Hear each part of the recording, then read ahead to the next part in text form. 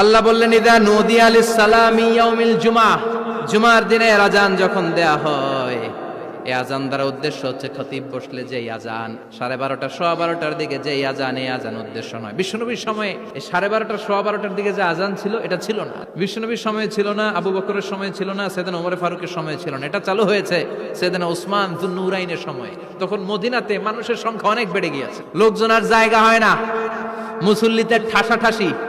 উনি ঘোষণা দিলেন সুকে জাওরা, জাওরা নামক বিশাল একটা বাজার আছে, ঘোষণা দিলেন এখন থেকে ওই জায়গায় জুমার নামাজ হবে।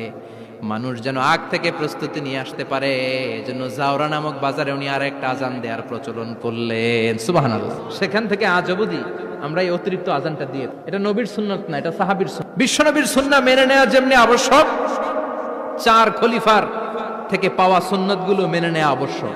বিশ্বনবী বললেন আলাইকুম বিসুন্নতি ওয়া সুন্নাত